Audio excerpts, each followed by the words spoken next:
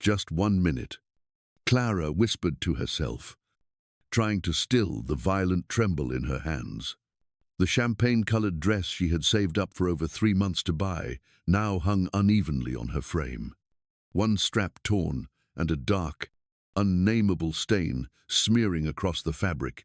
There was no way she could return to the gala like this. No way anyone could see her like this. The Lockridge family didn't hire victims, they hired perfection.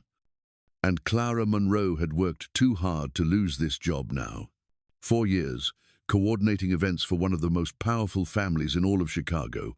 And finally, she was close, so close to something bigger, close to a promotion, close to being able to cover her brother's hospital bills without drowning under the weight, close to proving that she wasn't just the poor girl from the outskirts of Atlanta who got lucky. She dabbed at her lip with a tissue, but the blood kept seeping through. She tilted her head back, forcing down the wave of tears rising in her throat. She needed just a few more minutes to pull herself together, to smooth the chaos, to quiet the fear screaming inside her chest. But then the storage room door creaked open. Clara turned. An apology was already forming on her lips, but it died in her throat when she saw who stood at the threshold. Hudson Lockridge, the heir to the Lockridge empire, the eldest son, the one the whole city whispered about behind closed doors, the one whose name always appeared alongside words like alleged, under investigation, no comment. He stood 6'3", encased in a custom-tailored tuxedo that clung to his frame with a precision both elegant and unnerving. His dark brown hair was swept back with military neatness, and his storm-grey eyes, cold as a winter squall, were fixed on her. The suit he wore likely cost 3 times more than her battered old car, and he was staring at her as if something inside him had just detonated. There was no expression on his face. That, more than anything, was what terrified Clara. His eyes traveled over her, taking in the torn dress, the bruise blooming on her left cheek, the lip still bleeding. "Mr. Lockridge, she began, but the words refused to come. His voice was low, eerily calm, but that single word sliced through the room like a blade. It's nothing. I slipped in the parking lot. I'm fine. Really. I just came in here to wipe off the mess before." Clara. Her name, spoken from his lips, sounded different, deeper, more dangerous. He stepped into the storage room and quietly closed the door behind him. The soft click of the lock echoed in her skull like a gunshot. He didn't blink. "I'll ask you one more time. Who did this to you?"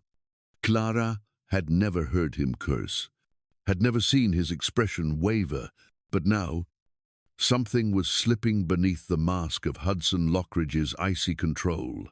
His jaw clenched, his hands, usually tucked in his pockets or holding a glass of whiskey, were balled into fists at his sides.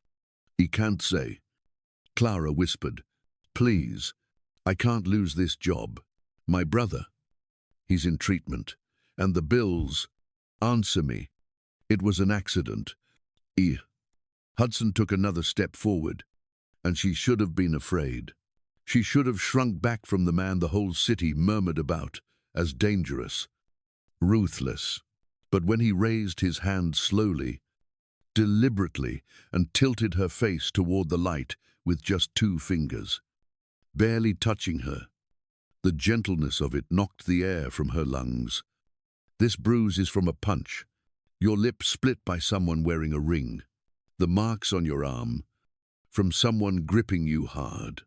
And the way you're breathing, at least 1, maybe 2 fractured ribs." Clara stared at him. "How do you know?" "I know what violence looks like." His thumb brushed along the edge of her jaw, so lightly it might have been her imagination. His voice dropped, quiet as a breath, but each word fell with the weight of thunder. I know what it looks like when someone takes something that doesn't belong to them. So this is the last time I'll ask. And this time, I'm not asking as your employer." Hudson's grey eyes locked onto hers, deep, frozen, still like a lake sealed in winter. But beneath that ice was a fire, glowing low and steady, terrifying in its silence. "I'm asking as someone who will make this right."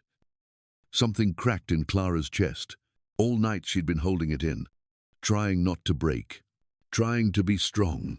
But the way he looked at her, the way he saw her, shattered her defenses. She felt it in his eyes. She mattered. What happened to her mattered. "Tyler Kingsley," she whispered, "and 3 of his friends." She swallowed. "He asked me to leave with him. I said no." He didn't like that answer. If you've listened this far, thank you so much for taking the time to journey through the story of Clara Monroe with us. This story is only just beginning, and what lies ahead will be even more powerful, more emotional, and filled with unexpected turns. Before we continue to the next part, don't forget to subscribe to Emotional Echoes. Click like if this touched something in you, and share this video with someone you feel might also need to hear a story that reaches the heart. Where are you listening from today? Leave a comment with your city, state, or country below, so we can see just how far this story has traveled. Your words and reflections are what keep us going. They inspire us to keep telling stories that speak to the quiet corners of the heart, every single day. Now, take a deep breath, because the next chapter will make your heart race in ways you didn't expect. Let's continue. Hudson stood completely still for a few seconds after hearing the name Tyler Kingsley, and a dense, suffocating silence fell over the small, cramped room. Clara felt the very air tighten, solidify, as if the temperature had dropped by several degrees. She had never seen Hudson like this. Not once in the 4 years she'd worked for his family. Not at any of the 43 events they'd both attended. Not in those brief, polite, carefully orchestrated interactions that had always felt more like choreography than conversation. His face didn't change, not even a flicker, but that stillness, that silence, was what made her afraid. Not of him, but of the storm she could feel rising just beneath the surface. A slow, relentless fury, calm and precise, surging like a tide that would not be turned. Before Clara could say anything else, Hudson reached into his pocket, pulling out his phone without breaking eye contact. His voice, when it came, was barely above a whisper, but every word landed like an order. "Marco, come to the West Wing storage room. Immediately. Bring the med kit from my office. The good one. No, I'm not joking. Right now." He ended the call and returned the phone to his pocket with a measured calm that only made her nerves scream louder. Then he stepped closer, until the space between them was barely the length of a breath. Clara didn't move, but every inch of her skin became aware of him. Every sense lit up under his gaze, like it was setting her on fire. "Clara." He said her name again, softer this time, deeper, like a hand reaching through panic and pulling her back to solid ground. "Why didn't you tell anyone?" "I couldn't," she rasped. "If I said anything, he said he'd get me fired. Said he'd tell everyone I made it up, that I was trying to trap him. He said no one would believe me. And I need this job. Hudson, I need it to take care of my brother. I can't lose everything just because I said no to someone powerful." Hudson reached out then. No hesitation, no doubt. He slipped off his tuxedo jacket and carefully draped it over her shoulders, shielding the torn strap and the dried blood with quiet, deliberate precision. The fabric still held his body's warmth, scented with expensive cologne and something unmistakably masculine, and she almost wanted to cry from the comfort of it. You're not going to lose your job. He said, you're going to take a few days off. Fully paid. Tonight, you're done. The gala is over for you. Marco's going to check you out. Then I'm taking you home. Hudson, she whispered. You can't. If this comes out, Tyler's the nephew of Senator Kingsley. His family has major political connections. If you escalate this, it's already escalated. He cut in, his voice calm, level, like the sea just before the storm tears it open. The moment that bastard laid a hand on you, this stopped being a private matter. I don't need permission to protect what's mine. Clara looked up, eyes wide. I'm not. You're mine when I say you are, Hudson said, with no trace of softness, no hesitation, just a truth laid bare, in a tone that left no room for argument.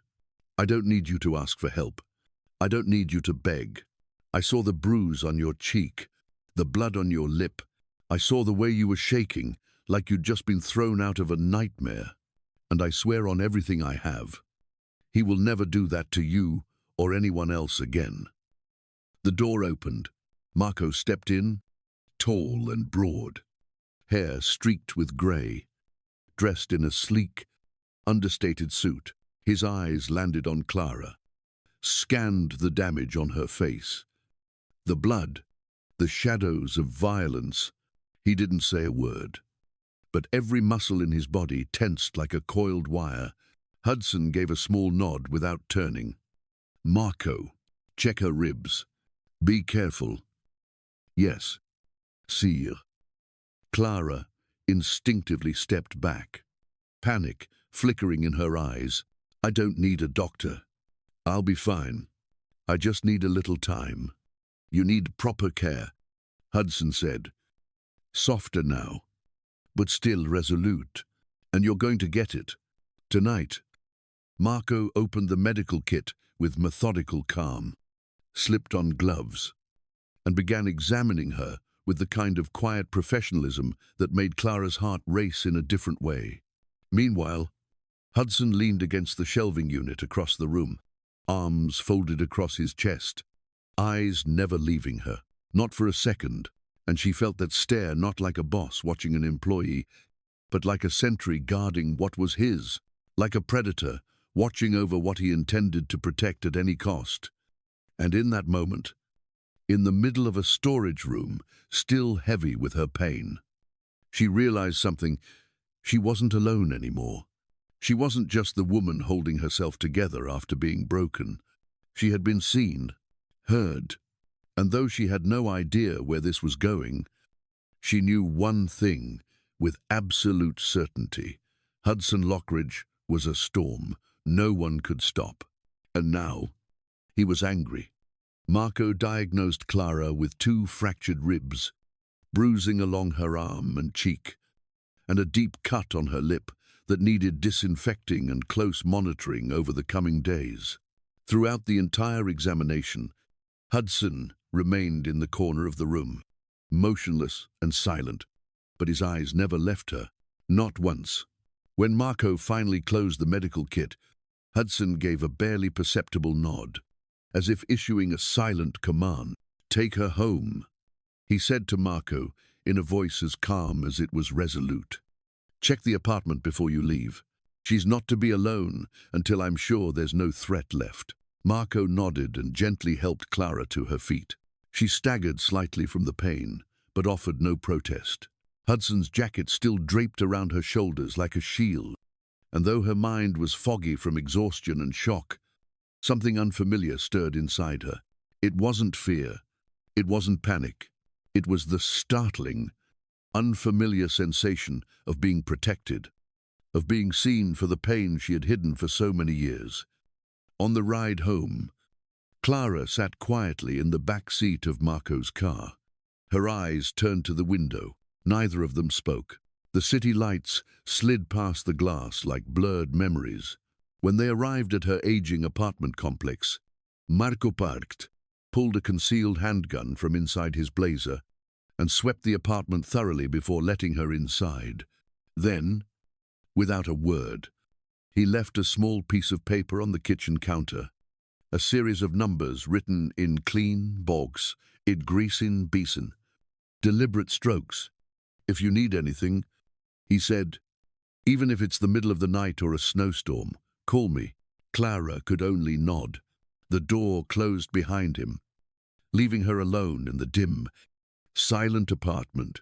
The scent of Hudson's cologne still lingered on the jacket, wrapping around her like a heavy fog. Clara sank onto the sofa, cradling her ribs, barely daring to breathe. She should have been afraid. She should have felt vulnerable, but all she felt was a quiet, aching sense of safety. At that same moment, elsewhere in the city, Hudson stepped out of the storage room, phone pressed to his ear, his voice low and sharp as a blade. Tyler Kingsley, the three who were with him tonight. Find them. Before 3 a.m. The person on the other end didn't ask why, just responded with a single word understood and ended the call. Hudson moved down a side corridor, avoiding the remaining gala guests. He walked directly to a dark wood door, unlocked it with a fingerprint scan, and entered a private room deep within the Lockridge estate. In the darkness, he flipped a switch. A wall-mounted screen flickered to life, revealing footage from the security cameras in the rear parking lot. It didn't take long to find it. A black car, plates obscured, 4 men dragging a struggling woman. Clara's face, blurred but unmistakable, flared across the screen. Hudson stared at the footage, every muscle in his face twitching with controlled fury. When the clip ended, he pulled out his phone and sent the video with a single message: "Deliver them to me by dawn." Not long after, in a different parking lot on the edge of the city, a black SUV was blocked in by 2 unmarked vehicles, headlights off. The 4 men inside barely had time to react before their doors were wrenched open. Gloved hands yanked them out, dragged them into an abandoned warehouse nearby. In the darkness, one of them stammered, "Who are you people?" But no answer came. Only silence, and then fear. The kind of fear that comes from realizing this wasn't a robbery. This wasn't the police. This wasn't someone who could be paid off or reasoned with. This was justice silent, cold, and merciless. Hudson wasn't there. He didn't need to be. One command was enough. He sat alone in the control room, one hand resting on the desk, eyes drifting toward the stillness of the garden outside. The clock struck 2 a.m. He knew Clara was home, with Marco standing guard, and he knew the men who had touched her were vanishing, one by one, into the hidden corners of the city. A message pinged on his phone. He opened it. Just 2 words: "It's done."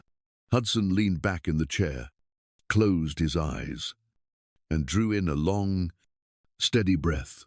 For the first time in years, his chest didn't feel hollow. It wasn't revenge that filled it. It was her eyes in the storage room, wild with fear, but searching for something, and finding him. He hadn't been there to protect her before it happened. But now, he would ensure no one ever had the chance to hurt her again. No one. Not ever. Clara couldn't sleep.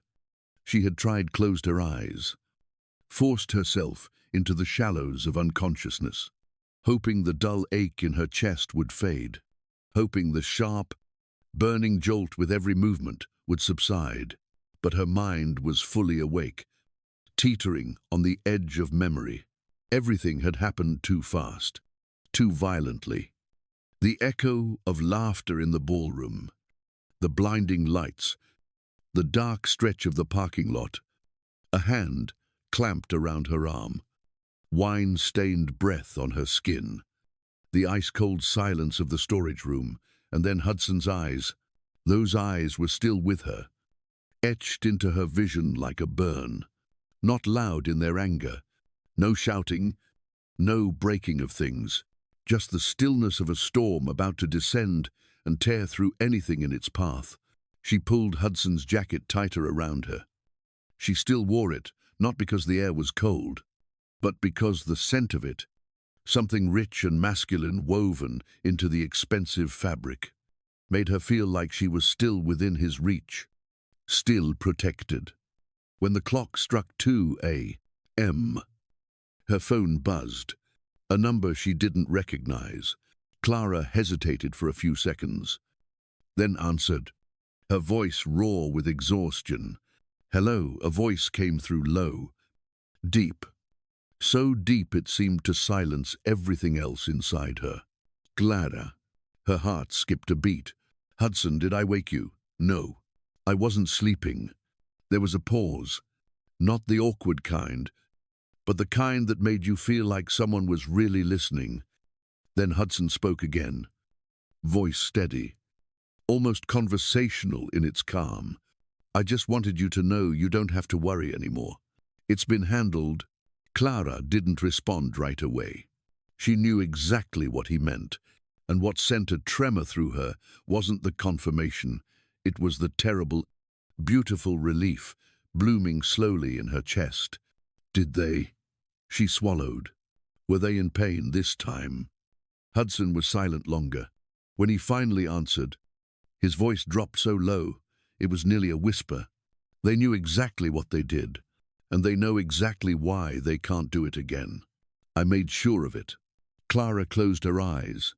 Part of her wanted to feel guilty, wanted to recoil, wanted to feel fear, but all she felt was safety. A deep, absolute safety, like the whole world had been scrubbed clean of danger in a single night. "Thank you," she whispered. "Don't thank me," Hudson said, and his voice shifted slightly, no longer razor sharp, but something softer, something stripped of armor.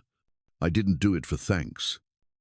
Clara sat up on the sofa, clutching the phone tighter. "Then, why?" she asked. A breath. Then Hudson answered, "Because the thought of anyone hurting you makes me want to burn this city to the ground." Her heart clinched. It wasn't a pickup line. It wasn't an empty promise. It was a truth cold, rough, terrifying, and somehow it comforted her more than any gentle word ever could. "Hudson," she murmured, "you should try to sleep," he said, voice easing into something so quiet. She almost didn't catch it. "Marco's still outside. He'll stay until morning. If you need anything, just text. I'm not afraid anymore," she said softly. "Good. Sleep." Clara. His voice barely reached her, so soft it seemed, meant only for her dreams. "We'll talk when you're ready." He ended the call before she could reply. Clara sat there, in the blurred lamplight of her living room, the phone still pressed to her ear, her chest rising and falling in a rhythm slower than it had been in hours. Everything felt like a dream, but the pain in her ribs, the split in her lip, the scent of him still on her clothes, those were real, and in a world where women like her were so often silenced or ignored, someone had just made 8 people disappear because they dared to touch her. She didn't know if that was right. She didn't know if it was wrong. She only knew she had survived something brutal. And Hudson Lockridge, the man the city whispered about as a monster, was the only one who had made her feel safe. Clara leaned her head back against the couch and closed her eyes. She didn't sleep, but for the first time in months, she didn't feel afraid. Clara sat in the dark, Hudson's jacket still wrapped around her, the phone resting on the arm of the couch, its screen gone dim long ago. Outside the window, the world was still cloaked in night, the streets below lit only by the scattered glow of a few weary street lamps. A chill drifted in through the cracks around the frame, but she didn't feel cold. Sleep still hadn't come. But this time, it wasn't fear keeping her awake. It was memory, her mind drifting backward to the winding, unforgiving road that had brought her to this strange and paradoxical moment. A moment in which the most dangerous man she had ever met was also the only one who had ever made her feel safe. She remembered the first time she saw Hudson Lockridge. It was during a winter gala at the main house, one of the Lockridge family's annual charity fundraisers. Clara had only been 3 weeks into her new position as an event coordinator. She still remembered the borrowed black blazer dress she'd worn that night, the scuffed heels, the way her wrist trembled as she held the guest list clipboard. And then he walked in. Hudson didn't need to be introduced. The room fell into a hush the moment he appeared. Tall, severe, moving, with a presence that seemed to make the floor itself yield to his every step. The other wealthy men smiled, winked, tried to charm or impress, but not Hudson. He didn't need to prove anything. He simply was, and Clara, standing amid the glittering crowd, felt like she'd been rooted to the floor. They didn't speak that night. He passed her by, his eyes barely grazing her face, but that one glance was enough to keep her awake the entire night. Over the next 4 years, Clara would work dozens of events for the Lockridges: birthdays, fundraisers, closed-door meetings, even funerals. And every time Hudson entered a room, the atmosphere shifted. People watched him with awe, wariness, even fear. But Clara, for reasons she could never explain, had never once been afraid of him. Even when he demanded a full redesign of a gala's layout with 2 hours to spare, even when he walked straight up to her during a crowded auction to ask why the orchids had been placed beside the red wine, she never flinched. Not because she was brave, but because she felt something strange when she was around him. She felt seen, not as an employee, not as another body moving behind the scenes, but as a person. In parallel to those glittering nights, Clara's private life unraveled in a different world altogether. She lived in a cramped 2-bedroom apartment on the city's south side, where the sound of sirens was part of the nightly soundtrack. Her younger brother, Elijah, had been diagnosed with bone cancer at 19. The illness came like a sudden storm. Insurance covered just enough to offer false hope. The rest, the impossible rest, landed squarely on Clara's shoulders. She sold her car, maxed out credit cards, picked up extra shifts, even considered dipping into a meager retirement fund. Every penny she made working for the Lockridges was funneled straight into hospital bills. There were nights when she came home after cleaning up crystal and spilled champagne, her fingers nicked from floral wire, her heels bleeding through worn-out shoes, only to find Elijah asleep on the couch, pale from chemo, but still smiling when she walked through the door, relieved she was home safe. Clara never complained, never told anyone. Her world revolved around keeping things running flawlessly, invisibly both in the rooms of the elite and within the crumbling edges of her personal life, until tonight, until every effort to hold it all together, every carefully constructed mask, collapsed under the weight of a single look from Hudson Lockridge. He hadn't asked her if she was okay. He knew she wasn't. He didn't wait for explanations. He just needed one name. And then everything had moved like a scene from a film. Clara thought back to what he'd said over the phone. "You don't have to worry anymore. It's been handled." For the first time in 4 years, she wasn't carrying the weight alone. The feeling was so unfamiliar, it bordered on unreal. She didn't know what to do with it, but some part of her, the quiet, tired part that had long ago stopped believing she deserved comfort, didn't want to reject it anymore, didn't want to keep living like she had to earn the right to be protected, like she wasn't worth someone's concern. Because maybe, just maybe, for the first time in her life, Clara Monroe had truly been seen. And the man who saw her, the man the city whispered about with fear in its voice, was Hudson Lockridge. As the first light of dawn crept through the sliver of space between the curtains, Clara was still curled on the sofa, wrapped in Hudson's jacket like a soft cocoon.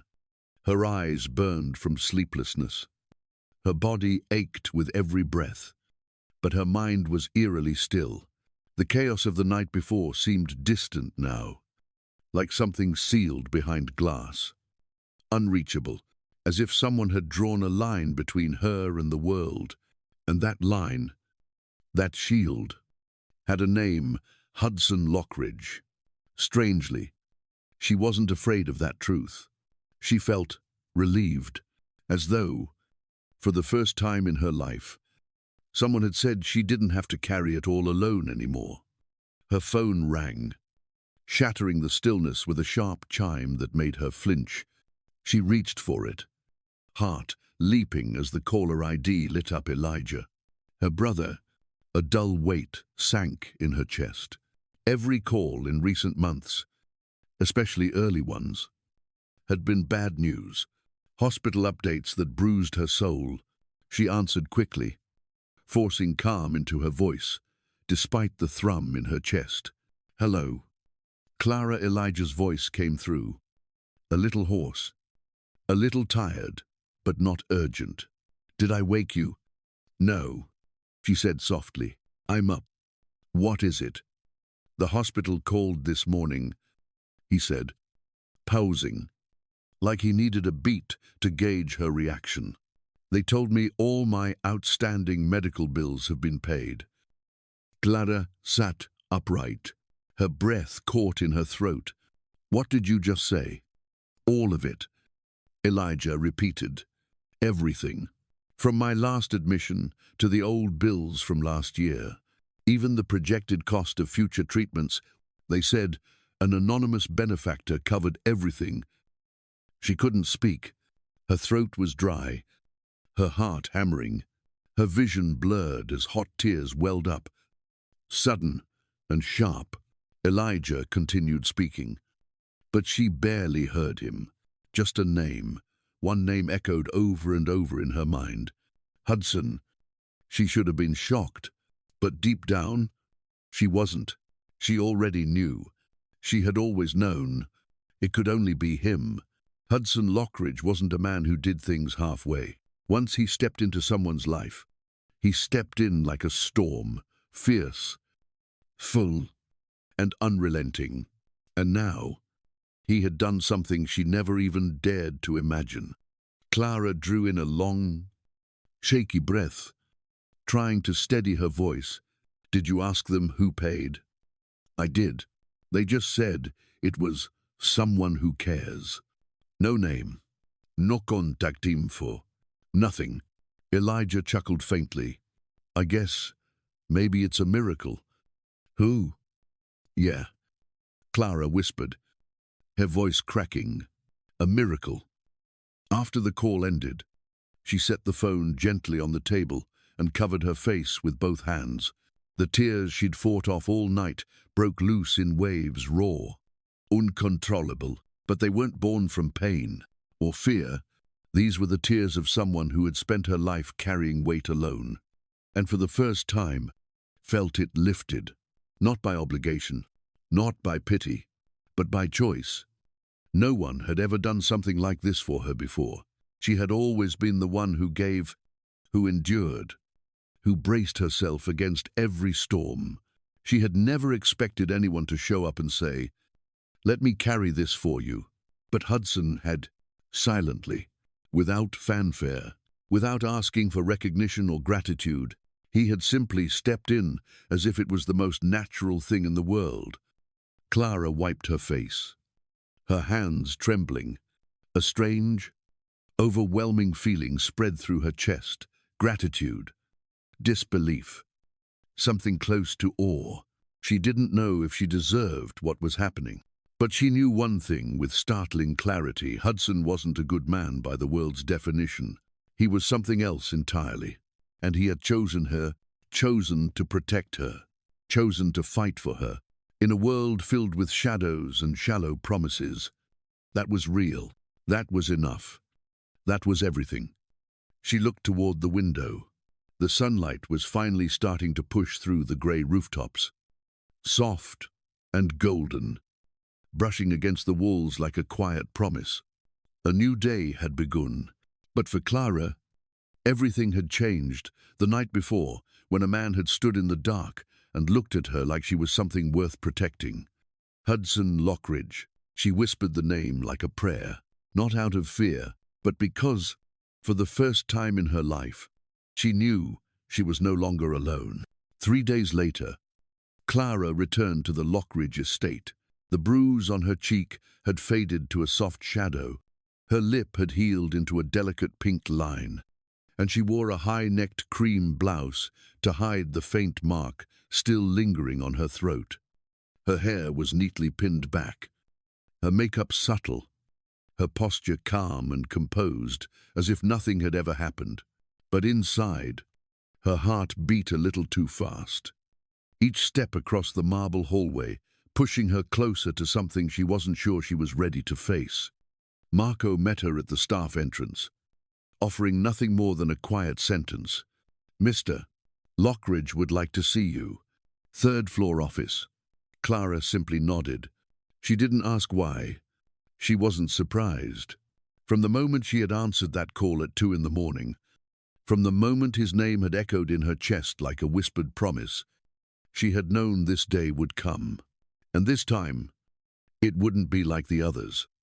This wouldn't be employer and employee exchanging polite nods across a crowded gala. This time, there would be no more hiding. She knocked twice. The office door opened easily. Hudson stood with his back to her, hands in his pockets, staring out at the garden through the tall pane of glass. The room was so still that she could hear the click of her heels on the polished wood. She stopped a few steps behind him. "Mr. Lockridge," she said, her voice steady. He turned, and for a moment, the weight of his gaze stole the air from her lungs, not because it was cold, but because of how intense it was, like he had been waiting his whole life for this moment. "Clara," he said softly. Then, after a beat, "Sit." She took the seat opposite his desk. But Hudson didn't sit. Instead, he rounded the desk and leaned against its edge, directly in front of her. The space between them was measured in steps, but Clara felt her heartbeat closing that distance inch by inch. "I know you don't like attention," Hudson began, voice low and precise. "I meant to give you more time, but some things shouldn't wait any longer." He paused, eyes holding hers. "I didn't do what I did because you're a good employee, or because I felt some kind of duty." Clara swallowed hard. Her throat was dry. Hudson stepped closer, slowly, deliberately. "I've been watching you for 4 years, not in the way that invades, in the way that notices." His voice dropped. "I saw how you handled chaos when clients lost their tempers. I saw how you smiled, even when someone dismissed you. I saw how you carried weight in silence and still made everything flawless." He stepped closer again. She had to tilt her chin to meet his eyes now. "I've never seen you afraid of me, Clara. When everyone else in this house avoids my gaze, you've always looked me straight in the eye, called me by name. Steady, calm." Hudson raised a hand slowly, giving her time to pull away. She didn't. He placed his palm gently on her cheek, his thumb brushing over the fading bruise.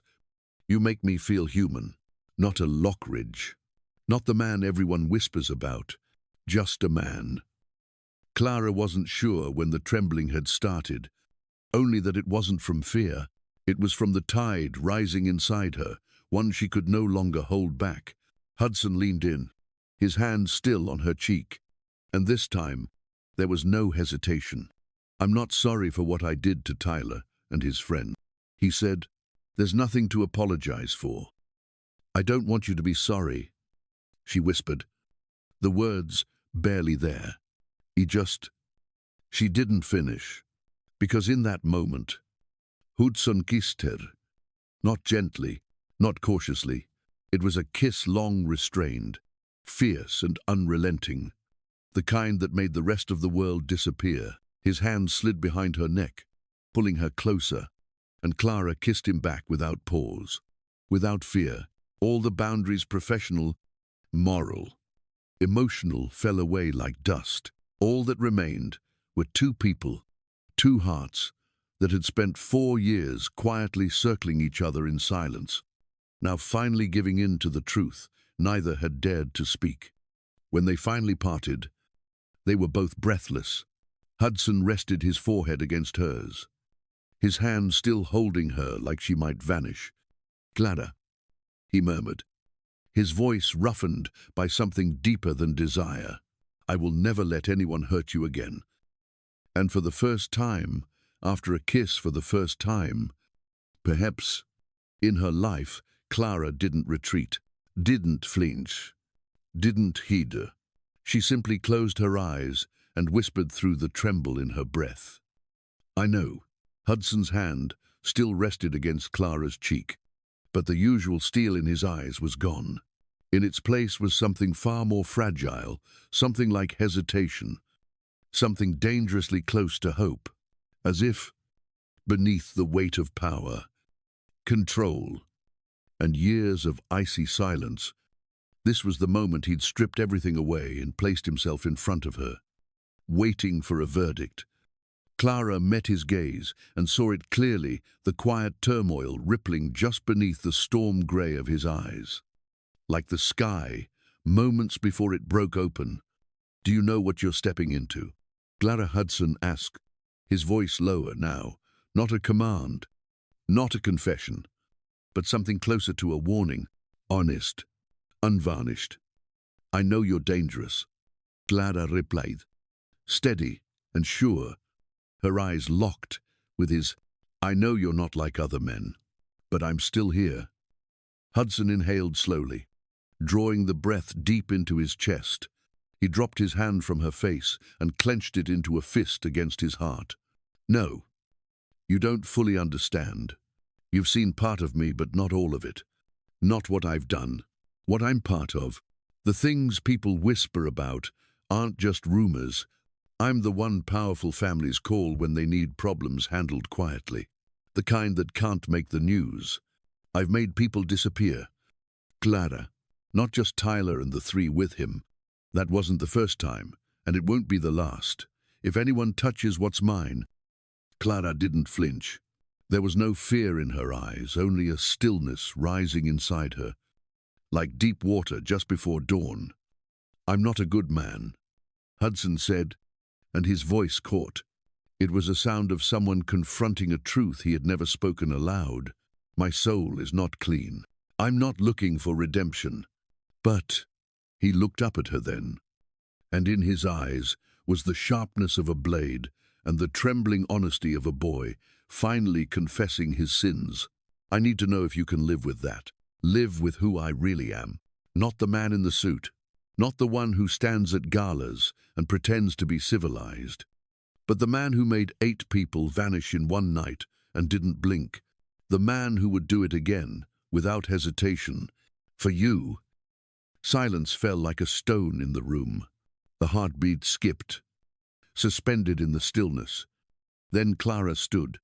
She crossed the space between them and reached for his hand, the one still clenched in self-loathing, and gently, deliberately, unfolded his fingers.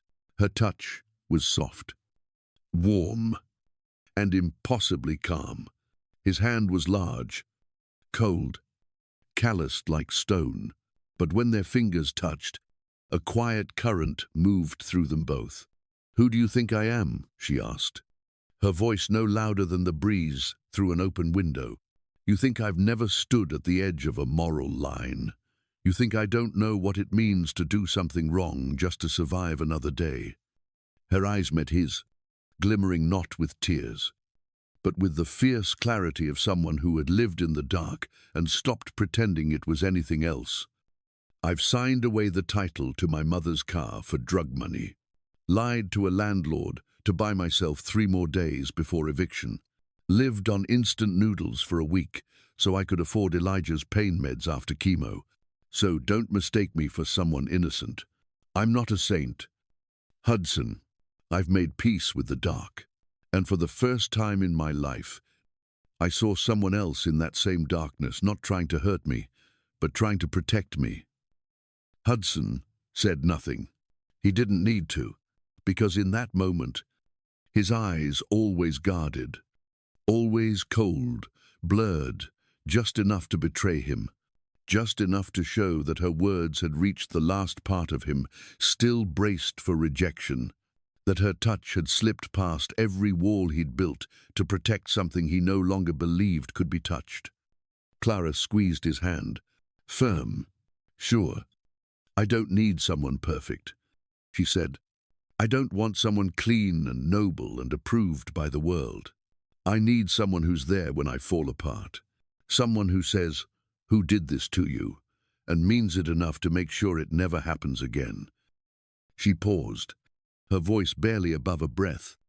And if that means I live with a monster, then I will, as long as that monster is mine. Hudson let out a breath long, silent, more like a surrender than relief, and then wrapped his arms around her, pulling her close. He held her like a man who didn't possess everything, but had just been given the only thing that mattered, not like a king claiming a prize, but like a broken soul who had finally been seen and still chosen. In that moment, Hudson Lockridge was no longer the symbol of wealth, fear, or untouchable power. He was simply a man, one who knew he'd found the only safe place left in the world.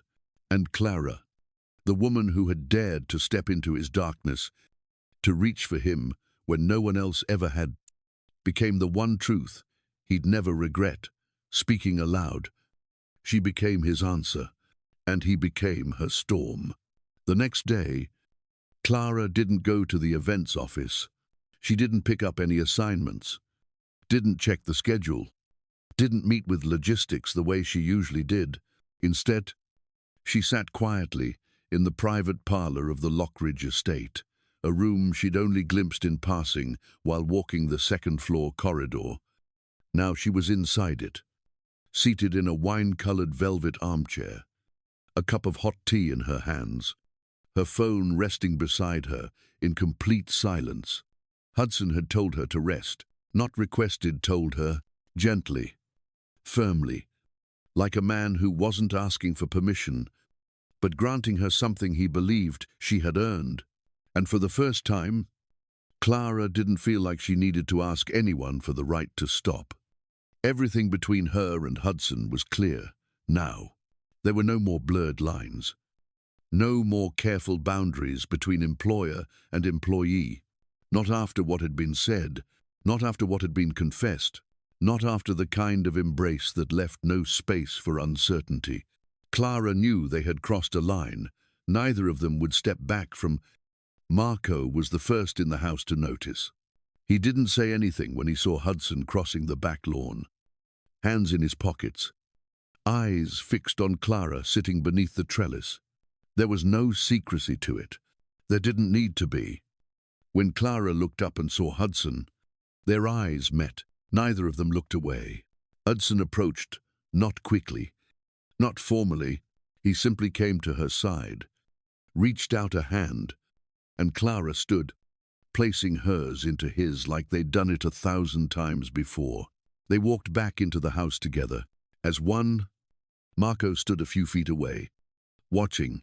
When Clara passed by, he gave her a small nod.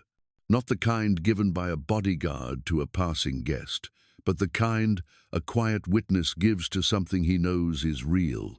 Clara nodded back, a little shy, but steady-eyed. Marco didn't need explanations, and when Hudson turned to glance at him, he said only one thing: "She deserves it." Hudson didn't reply with words, he only nodded, but the look in his eyes turned sharp, like steel being forged into something unbreakable. In that gaze was a vow, silent and solid. Everything he did from this point on would be for Clara, and no one would touch her again. In the days that followed, the rest of the Lockridge household seemed to quietly understand what had shifted. Clara Monroe was no longer just the event coordinator. The glances faded. The curiosity turned into respect. No one whispered openly, because every time Hudson appeared beside her, whether it was standing with her on a balcony during a board meeting or walking alongside her through the garden, there was a presence about him, an unspoken warning that radiated like heat off stone. Clara was his, and he didn't need to say it aloud.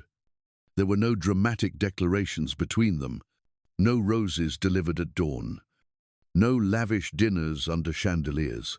What grew between Clara and Hudson was built from silence and small, deliberate acts, like the way Hudson instructed the chef to prepare chicken soup for her, knowing it was what she could stomach when her ulcers flared up, like the way he left his jacket on the office chair when she worked late, knowing she always ran cold, like the way he looked at her every time she entered a room, not possessive, not prideful, but scanning her quietly, as if to ensure she was safe, untouched, whole. Clara noticed all of it, and she answered not with words, but by staying, by not running, by doing her work as she always had, with precision and grace, but this time allowing herself to lean on someone without shame. Each morning, she still arrived early, still managed the chaos behind the grandeur, still reviewed every floral detail and lighting cue. But now, when Hudson walked into the room, she didn't bow her head like a subordinate. She looked up, met his eyes, and when he looked back, they both knew something had been established, something immovable. It didn't need an announcement. It didn't need documentation. It only needed Hudson's gaze when it landed on her, and the quiet, absolute sense of safety Clara carried in her chest like breath. Marco, once the coldest wall between her and the world of powerful men, had become an unexpected ally. He stood guard when she entered Hudson's office, tilted his head in subtle warning when someone stared too long, never said a word, never changed his expression. But Clara felt it, the respect, the quiet acknowledgement that it wasn't because she belonged to Hudson, it was because she had chosen to stay, chosen to stand beside a man like Hudson Lockridge, and had not flinched. And in their world, perhaps that alone was the most honorable thing anyone could do. Clara returned to work with her usual rhythm, her steps measured, her focus intact, but the world around her had changed. The polite nods from the logistics team now came with sidelong glances. The kitchen staff lowered their voices when she walked past, and the women in planning fell uncomfortably silent every time she entered the room. She could feel it, an invisible shift in the air, a quiet storm of curiosity and caution, as though she had suddenly become the centerpiece of whispered hallway conversations. Clara understood this was inevitable. A man like Hudson Lockridge, walking openly beside a mid-level employee, was never going to go unnoticed, especially when that employee was her, the woman who always kept her head down, never wore anything too bold, never crossed the line between professionalism and personal interest. And now, those same eyes that once overlooked her followed her like she had stepped over a line no one else dared to approach. But Clara didn't flinch. She kept working, reviewing guest lists, adjusting seating charts, sending confirmations to florists, and yet, every step she took through the Lockridge estate felt heavier now. She could sense the stares from behind office windows, through cracked doors, from the far end of the corridor. No one said it aloud, but she could hear their unspoken questions echoing anyway. Why her? What did she do to deserve him? Did she manipulate him? Was this what her 4 years of hard work had really been for, to catch his attention? And then, one day, someone did say it out loud. It happened during a prep meeting for a city official's reception. Clara was outlining the security protocols, delegating roles, reviewing the flow of arrivals, professional, precise, unshaken, when one of the mid-level managers interrupted. Her tone sweet, her words razor-sharp. "I just wonder," she said, with a tilt of the head and a faint, practiced smile, "if the staffing decisions have been truly objective, or perhaps influenced by certain personal relationships." The room froze. Everyone knew exactly what she meant. There was no need to name names. No one dared to speak. Clara stood still for a moment, her hand still resting on the folder in front of her. Her breath caught, but before she could respond, the door behind her opened. Hudson walked in. No one had known he would be there. No warning, no announcement. He didn't glance at anyone else in the room. His eyes found Clara instantly, and when he spoke, his voice cut through the silence like a blade. "I hear someone's questioning the objectivity of decisions made by my team."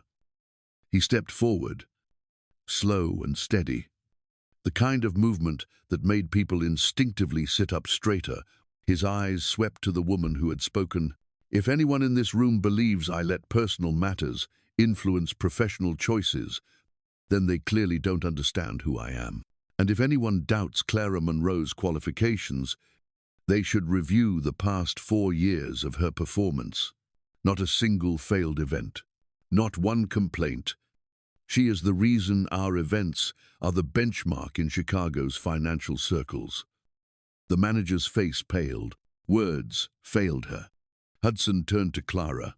His gaze softened, not less intense. "But différent, protective, certain. And if anyone needs official confirmation," he added, calmly, deliberately, "yes, I do have a personal relationship with Clara. And if anyone in this room believes that makes her weaker, then go ahead. Try her and see what happens next." Silence. No one moved. No one dared. Hudson gave a small nod, final, absolute, and walked out, leaving the door to shut gently behind him. The room was still, thick with everything unspoken. No one dared breathe too loudly. Clara stood tall. Her face remained calm, but her heart thundered in her chest, not from shame, not from embarrassment, but because, for the first time in her life, someone had stood in front of a room full of doubters and declared without hesitation, "She is mine. And if you hurt her, you answer to me." After that meeting, the whispers stopped. The stares faded. What had once been speculation turned into distance, cautious, quiet, respectful distance. But Clara no longer carried, because Hudson hadn't just protected her in shadows. He had done it out in the open, where every doubter could see, and for someone who had spent her life fighting battles alone, that was the truest, deepest kind of love she had ever known. A love with no roses, no rehearsed poetry, just a man who stood when it mattered most and protected. That evening, as the lights dimmed across the Lockridge estate and the soft patter of rain tapped against the tall glass windows, Hudson sat alone in his study. One hand gently turned a glass of amber liquor, the surface catching the muted glow of the desk lamp beside him. A file lay open on the desk, thick, methodical, damning. The name Marcus Kingsley printed in bold across the cover. Inside, satellite photos, bank statements, travel logs, and a tightly woven web of high-level political connections. Hudson had waited long enough for men like Marcus to think he had forgotten. But Hudson Lockridge never forgot. Not when Tyler Kingsley, Marcus's nephew, still appeared in private psychiatric records that Hudson had personally arranged to erase from the city's health system. Not when Clara still carried faint scars on her skin and a deeper one in her eyes. Every time she passed the underground garage, Hudson was not the kind of man who let things slip quietly into the past. The confrontation happened at a city fundraiser, a glittering affair filled with men who wielded power like weapons and wore smiles as shields. Hudson attended not as a host, But as the event's primary sponsor, Clara had stayed home on Marco's advice. She had drawn enough attention in recent weeks, and Hudson intended to keep her out of reach, especially from him. When Marcus Kingsley entered the hall, kaum azevir, his presence didn't need to be announced. Hudson felt it, like a cold current under the skin, the kind of instinct that doesn't fade. Even in a room full of music and crystal chandeliers, they met near the bar, the crowd thinning naturally around them in that unconscious way. Power makes space for itself. Marcus was in his 60s, thick-set, with a smirk that never quite reached his eyes. He lifted a glass toward Hudson, like two businessmen sharing a mutual toast. Hudson didn't return the gesture. His eyes stayed locked, sharp and ice-cold, the kind of gaze that slowed time and drained color from the room.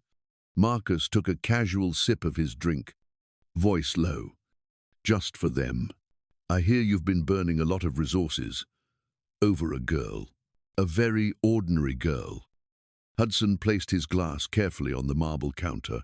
His stare never wavered. There's nothing ordinary about a woman strong enough to survive what your family did to her.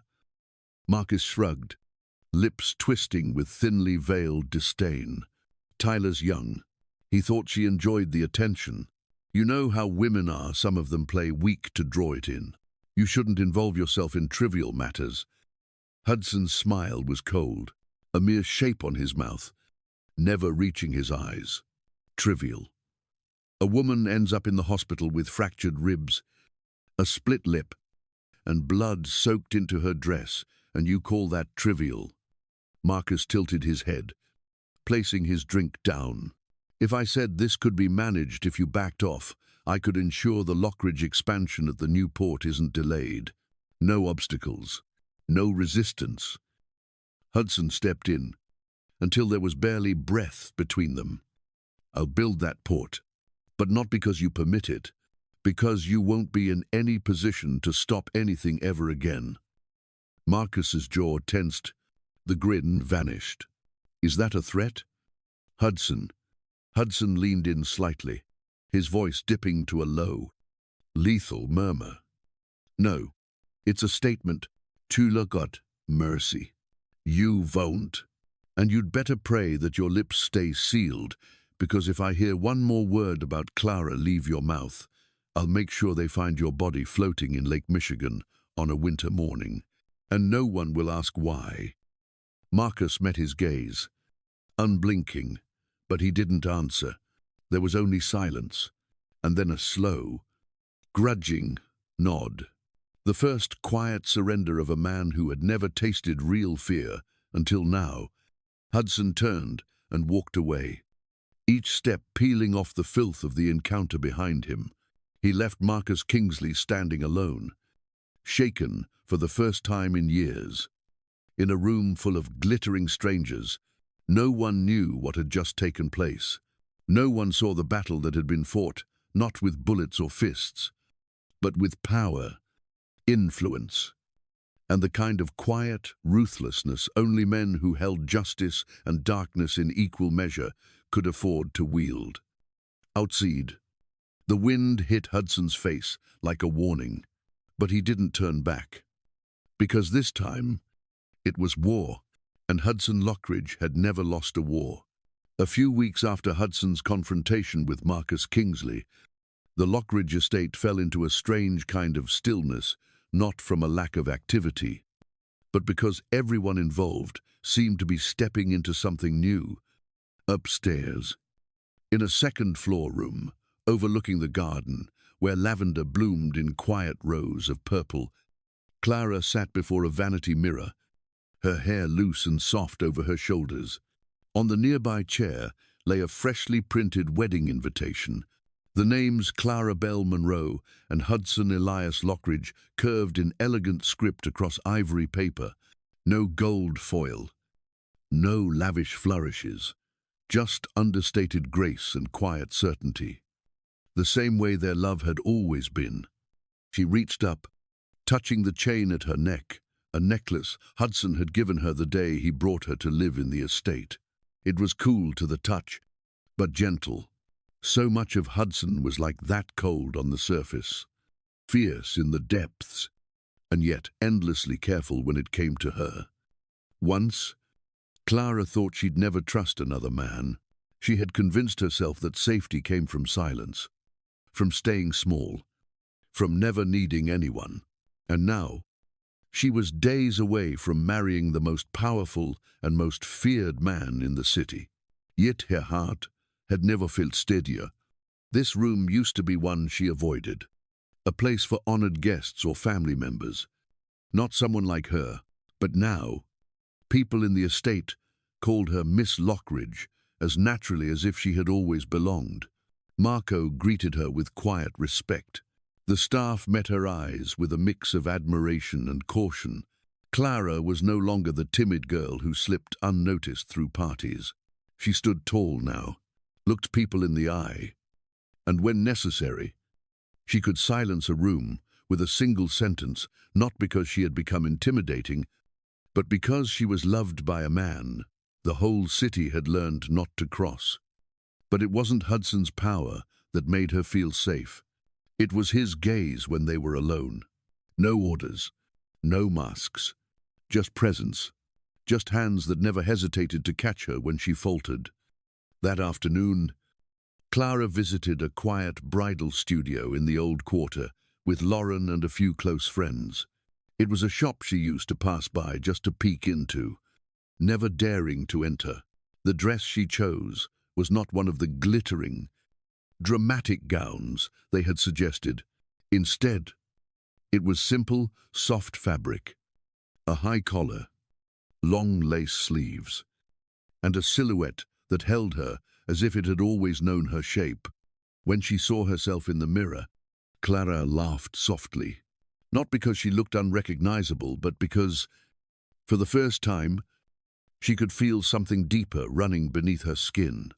A quiet strength, the strength of someone who had survived, someone who had been loved truly, fiercely, and well, someone who had chosen a difficult path, not out of desperation, but out of certainty. Back at the estate, Hudson was waiting in the sitting room, sleeves rolled up, a worn leather-bound book in his hand. When she walked in, he didn't say anything at first. He just looked at her with the kind of gaze that made the rest of the world fall silent. He crossed the room, took her hand, and instead of the usual, "You look beautiful," he whispered, "You are the only thing in this life I am certain of." That night, as the rain whispered outside the windows and Clara sat by the sill writing the last of their wedding thank-you letters, she thought of her mother. If her mother was still alive, she might have cried at the thought of her daughter marrying a man like Hudson Lockridge. But Clara smiled, because she knew if her mother saw the way Hudson looked at her, saw the quiet way he protected her, step by step, moment by moment, she would understand. Not everyone is lucky enough to find a man who is both dangerous and tender, who turns darkness into sanctuary, as long as she is there inside it with him.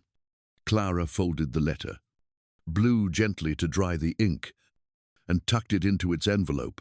Outside, a light drizzle swept over the garden, as if the sky itself was offering its blessing. And within her, for the first time in a long time, there was only one thing left: peace. Clara Belle Monroe's wedding day arrived not with fanfare or spectacle, but with a stillness so profound it felt as though the universe itself had paused, holding its breath for something sacred to unfold. The morning sky was a soft, tender blue, with clouds drifting overhead like silk. Behind the Lockridge estate, the garden, prepared meticulously over the last 3 days, stood in perfect readiness. Rows of white chairs draped in ivory satin lined a lavender and peony-strewn aisle. At the end stood a simple altar of oak and voile, backed by white roses, climbing in and out of golden morning sunlight. Everything was just as Clara had wished: quiet, elegant, intentional. No excess, no noisy. only the presence of those who understood that love, when real, didn't need to roar to be powerful. In the preparation room, Clara sat before a mirror, her fingers gently brushing over her long veil. Lauren stood behind her, adjusting the last pin in her hair, her eyes slightly red from holding back tears. Clara didn't speak. She only smiled. There was no fear inside her today, no trace of doubt, only a quiet certainty spreading through her body like a vow whispered from the inside out. This is the right man, at the right time. When the music began, the guests rose and turned toward the end of the aisle. Hudson stood waiting, clad in a perfectly tailored black tuxedo, his eyes fixed on Clara and refusing to look away. She walked forward, step by steady step, her feet landing like promises on the earth beneath her. Each heartbeat echoed, "One truth I survived, and I choose you." They stood side by side as the officiant began the ceremony with a brief, solemn blessing. Hudson held her hand the entire time, not too tight, but never letting go. When Clara made her vows, her voice trembled slightly, but her gaze was steady. "I choose you," she said, "in light and in shadow, whether the world understands us or not." Hudson's voice, low and carved from stone, replied, "I vow to protect you, to love you, and to never let you face the world alone again." When the officiant pronounced them husband and wife, Hudson pulled Clara into his arms and kissed her, not gently, not cautiously, but with the full weight of his presence. It was a kiss that declared, to everyone watching, "She is mine, and the world should know it."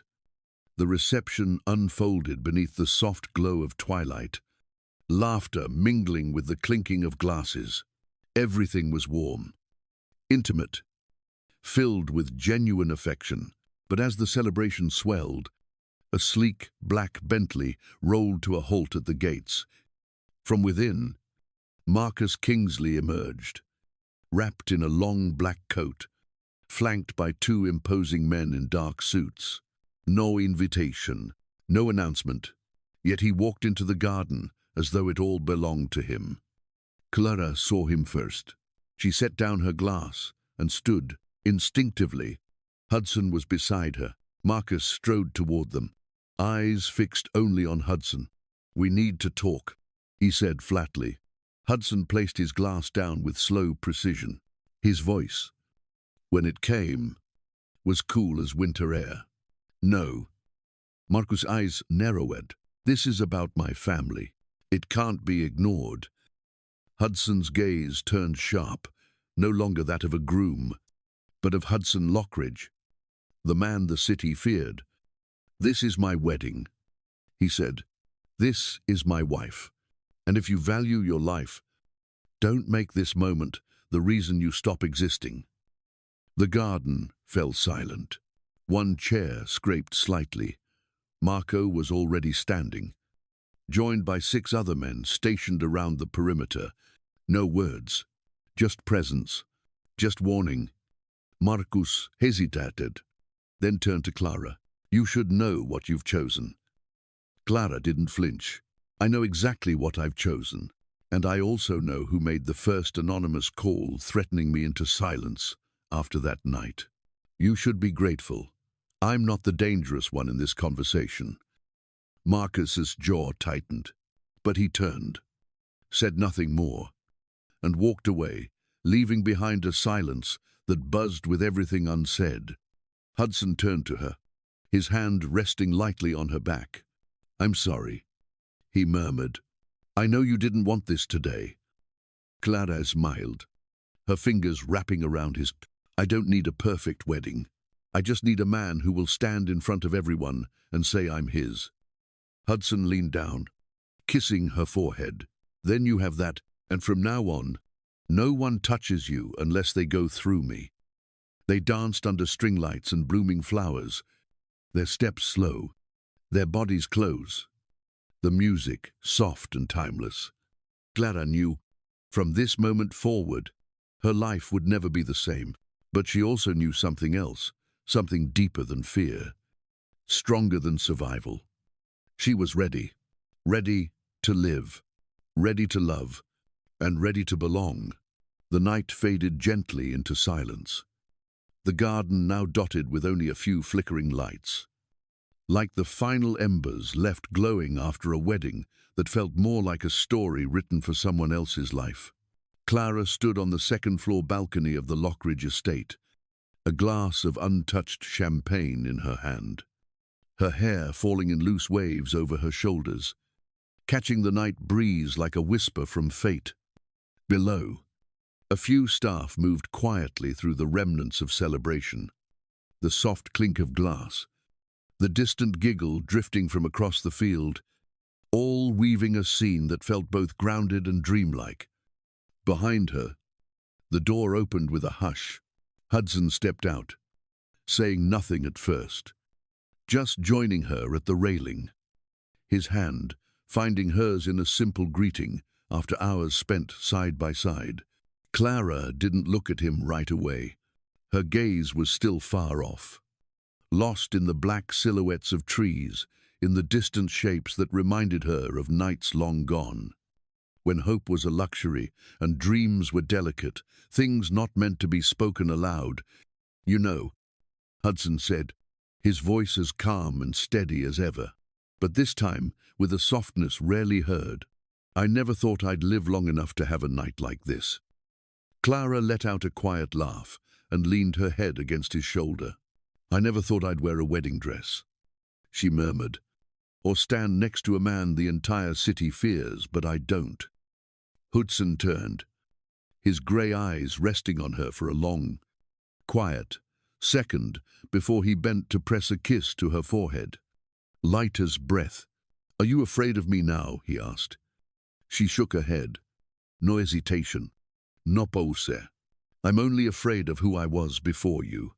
The girl in that storage room, with a torn dress and blood on her lips. The girl. No one asked if she was okay."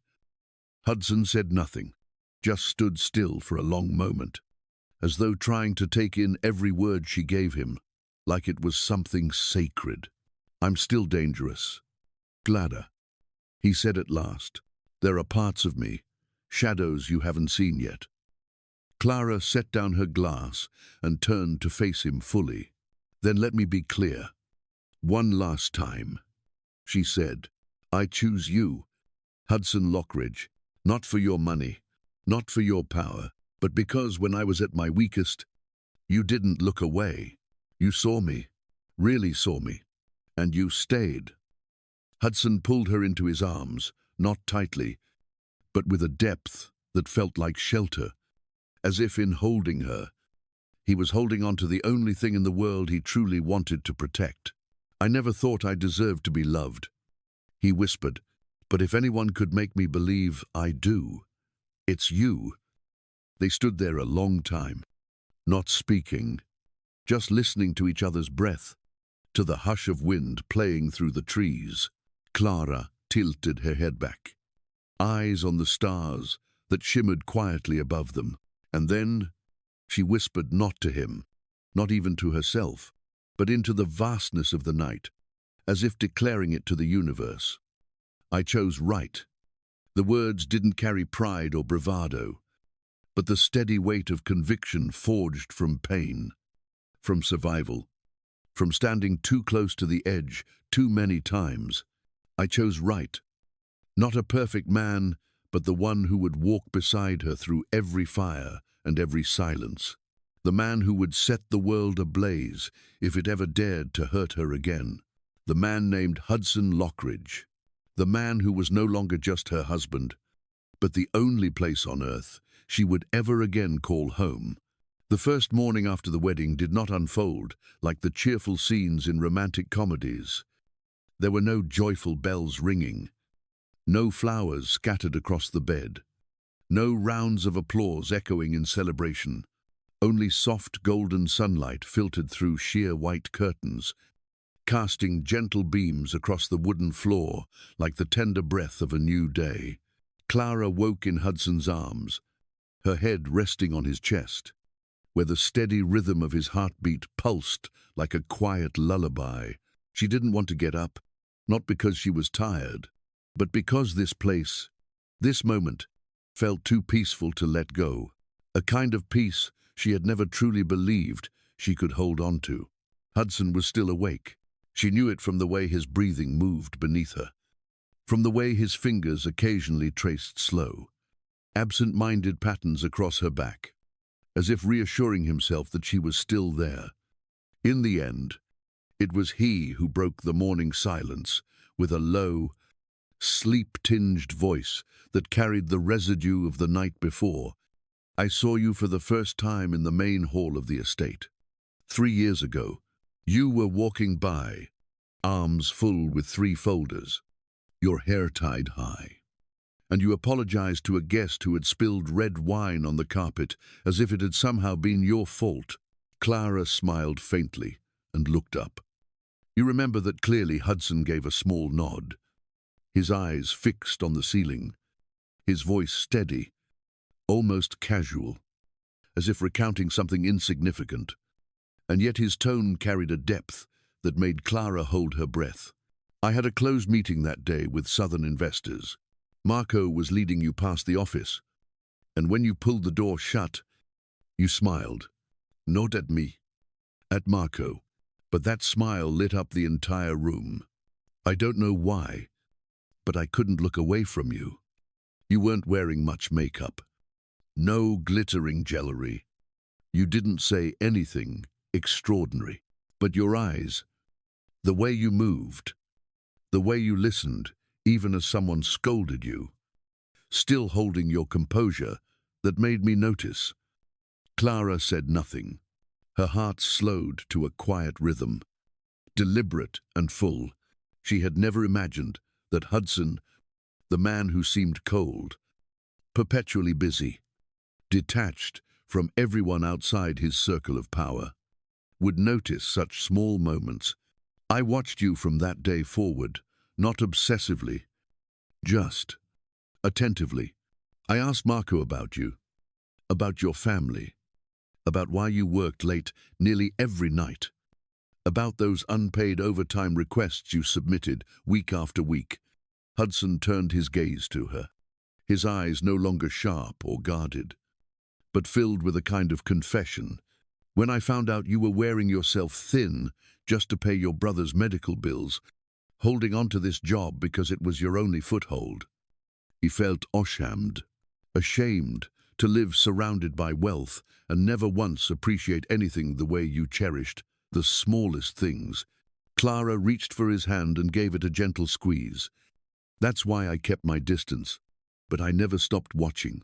When you smiled during those parties where you were nothing more than a shadow, when you orchestrated everything to perfection, then quietly slipped away, I saw strength in you, more strength than I've ever seen in anyone. I couldn't let anyone hurt you. And that night, when I found you in the supply room, your lip bleeding and that flicker of fear in your eyes, the first time I'd ever seen fear in you, I knew I couldn't stay on the sidelines anymore." Clara buried her face against his chest, her soul settling into a hush. All the questions that had tormented her in those early days, why Hudson cared so much, why he acted without hesitation, why a man regarded as a demon in the underworld would kneel and touch her bruises with a tenderness that bordered on holy, each now had its answer. He hadn't simply protected her after the fact. He had chosen to protect her long before that moment ever came. And perhaps he hadn't even realized that from that first glimpse, the frozen heart of Hudson Lockridge had already begun to thaw, already begun to remember a smile that wasn't meant for him. Clara wrapped her arms around his neck, kissed the sharp line of his jaw, and whispered, "I'm glad I didn't drop those folders that day. Otherwise, maybe you wouldn't have noticed me." Hudson laughed. A rare sound, rich and full. "No. Even if you had fallen flat on the floor, I would have noticed you, because there are people who, the moment they appear in your life, change it forever. And you, Clara, are that person. The days following the wedding passed in a gentle haze, as if life itself were trying to return to Clara all that she had once lost. She and Hudson lived in a rare kind of peace, where everything slowed down just enough for her to relearn how to breathe, how to trust, how to love.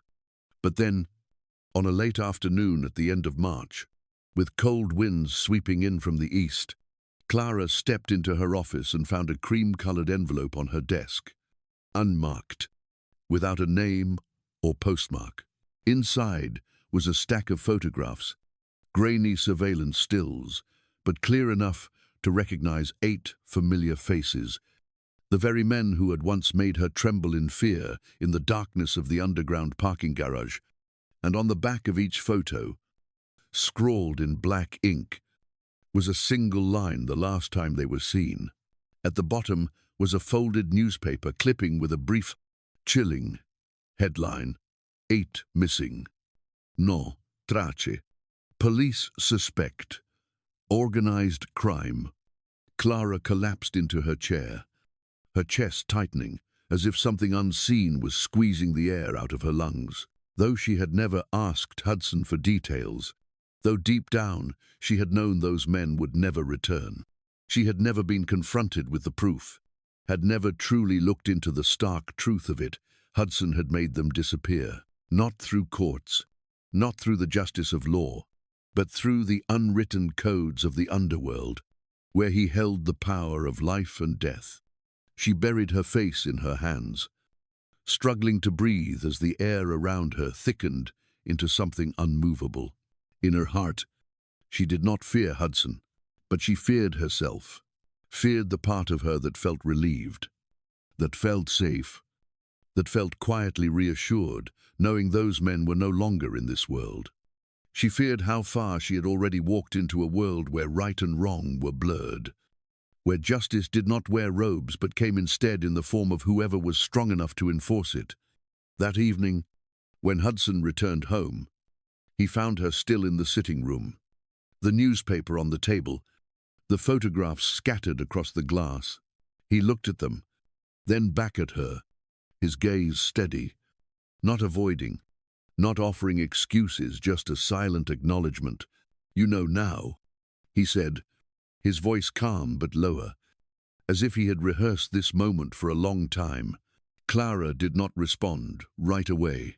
She looked at him for a long time before finally asking, her voice quiet, "If I told you that what you did was wrong, that I don't agree with how you handled it, what would you do?" Hudson didn't answer immediately. He came closer and sat beside her, his eyes softening, though they never lost their familiar edge.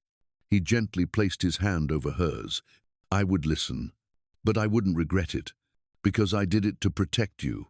And if I had to relive that moment again, I would act the same, maybe even faster, maybe even more decisively." Clara looked at him, her heart pulled in opposite directions. How does one balance love with conscience? How does one love a man capable of making people vanish without hesitation? How does one reconcile the truth that the only person who ever made her feel safe was the very man who made an entire city tremble? But then she remembered the moment in the storage room, when he had found her with blood on her lip and panic in her eyes, and the only thing he had asked was a simple question: "Who did this to you?" when the world had turned away. Hudson had stepped toward her, protected her, believed her, and never once let her face her fear alone. She turned to him, lightly touching his hand. "I don't know what's right. I don't know if I even have the right to forgive. But I do know this: if you hadn't been there that night, I wouldn't be strong enough to sit here now." Hudson gave her hand a gentle squeeze, his gaze silent but unwavering. "He never asked for forgiveness. I only needed you to know that you matter, that you have the right to live without fear. And if anyone dares to take that from you again, I will not stand by and watch." Clara nodded slowly, tears slipping down her cheeks without sound. Her heart still held a storm. But amid that storm, Hudson was the only one standing against the wind. She knew this wasn't the end of her inner questions, wasn't the resolution to all moral conflict. But in this moment, she also knew she could not walk away from the man who had made her believe she was worth protecting. Even if he was a monster, Hudson was her monster. 1 month after that conversation, Clara stood by the window of their new apartment, perched on the top floor of a quiet building in the heart of the city. The morning sunlight fell softly across the small garden that Hudson had commissioned just for her, filled with every flower she had ever mentioned in passing during idle conversations. Her life was no longer a string of exhausted days in a worn-out rented room or sleepless nights haunted by mounting medical bills. Her younger brother, Elijah, had been transferred to the best treatment center on the East Coast. Cared for by a leading team of physicians, the latest therapies had taken hold. Just last week, the doctor called with the news that Elijah was responding remarkably well, with a hopeful prognosis. And this morning, it was Elijah himself who called her through video, his face brighter than she had seen in years, cheeks flushed with color, eyes alive with energy. "Sis, the doctor says I might be coming home soon, just a few more weeks if everything keeps going well." Clara listened as tears rolled silently down her cheeks, her heart gently cradled for the first time after so many years of being gripped by fear. When he asked if they could all live together under one roof, Clara smiled and nodded, even as her throat closed with emotion. Hudson had been standing behind her the whole time, silently resting a hand on her shoulder. A touch so gentle it felt like a vow, unspoken. He didn't say a word, only tightened his fingers slightly, as if to remind her of something she already knew. In their world, promises didn't need flowers or ceremony, they only needed to be kept. And he had kept every single one. Clara turned to look at him, this man who had entered her life like a storm, bringing both fear and an unexpected kind of peace. Hudson Lockridge was still a dangerous man. Still at the helm of networks, the police dared not speak of aloud. But when he was with her, he was someone else entirely. He was the man who had avenged her. Yes, but also the man who, night after night, placed a quiet hand on her belly and whispered stories from his own bruised childhood. He was the man who never quite learned how to say sorry, but who had secretly replaced the entire security system at Elijah's hospital, so no harm could come to her brother. He was the man who hated being questioned, but who brought her coffee every morning, just the way she liked it, made by his own hands and not the staff's. Not every wound in Clara had healed, but none of them bled anymore. Fear no longer outweighed trust. The nights when she awoke from nightmares were now replaced by deep sleep, wrapped in the arms of a man she knew would never let her face the dark alone. Marco, Hudson's loyal right hand, had become a silent older brother in their small, strange family. He was the one who drove her to the hospital when she fainted from exhaustion, who stayed close during Elijah's entire course of treatment. And every time Clara whispered "thank you," Marco would simply shake his head and say in his deep, firm voice, "I do this because she belongs to Hudson, but now she also belongs to my family." And Clara knew this was the kind of protection she had never known before. No longer did she have to face the world alone. No longer did she spend nights praying for a miracle that never came. She had found what she never dared dream of, in the form of a man the city whispered about in fear, but who had once knelt beside her and gently lifted her face when she'd been shoved to the ground. They were not the perfect couple in the eyes of society, but they understood each other in the language of survivors, of those who had crawled through darkness and chosen to stay. And in that silent language, Clara understood that no matter what the world said about Hudson, He would always be the fortress between her and the storm. She didn't need a version of justice defined by others. She only needed the peace that came from waking up and knowing the people she loved were safe. As the afternoon light began to fade, Clara opened the balcony doors, where the lavender swayed gently in the breeze.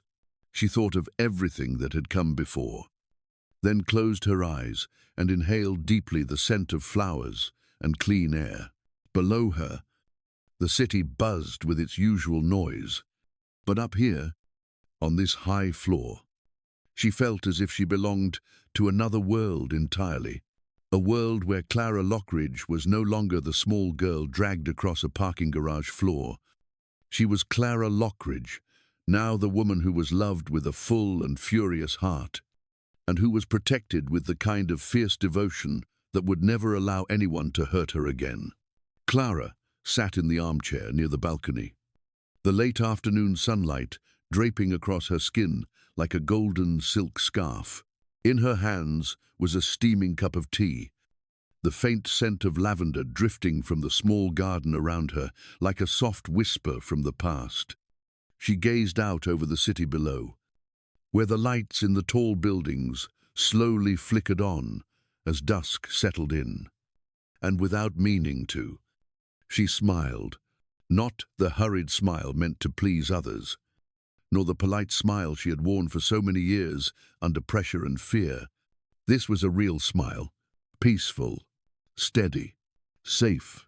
This was the feeling of safety she had once believed she would never touch in her lifetime. It was the kind of feeling people rarely know how to name, yet recognize it instantly in every breath, every slow heartbeat, every embrace that asks for no promises beyond the quiet presence of the one you love. This was what Clara had found, not in those who promised to save her, but in the man who had protected her quietly, without asking to be forgiven. Hudson was no saint. He never pretended to be perfect. But he was the only one who had asked her a question no one else had ever thought to ask during all the years she was hurting. Who did this to you? It was not a poetic question, but it was a declaration, a commitment, a vow of protection, not written in ink, but carried out in action. And throughout the journey from the broken girl in the storage room that day to the strong woman she had become, Clara came to understand that safety doesn't come from a world without darkness. It comes from the one who stands in the dark and says, "You don't have to be afraid anymore." That is the greatest lesson this story offers, that each of us deserves to be loved and protected, that sometimes justice does not arrive in courtrooms or in the clarity of right and wrong, but in the steadfast decision of one human being to act when they witness something wrong and to choose not to remain still. And if you have ever felt small, ever fallen, ever cried in silence because you thought no one saw you, believe that one day someone will ask you that same question: who hurt you this much?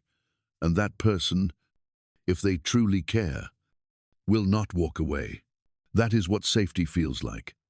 That is where Clara Lockridge's story ends, but also where the stories of many people in real life begin. Thank you for listening to this story with us on Emotional Echoes. If this story touched your heart, if you saw a part of yourself in Clara's eyes, or were moved by Hudson's quiet strength, please subscribe to the channel, like, and share this video to help spread its message to others. We want to hear your thoughts. What did you feel about Clara and Hudson's journey? Have you ever found yourself in a similar situation? Or do you know someone who needs to be asked that one sincere question? Share your feelings, your stories, and your reflections in the comments below. Every word you write might be the encouragement someone else needs right now. We read every message. We honor every emotion. And we want to walk with you on your own emotional journey. Thank you, and we'll see you in the next video. We wish all of you watching a life of health, peace, and love. And may you always remember that no matter what life brings, you are worthy of love and protection. Goodbye for now. And we'll see you next time on Emotional Echoes.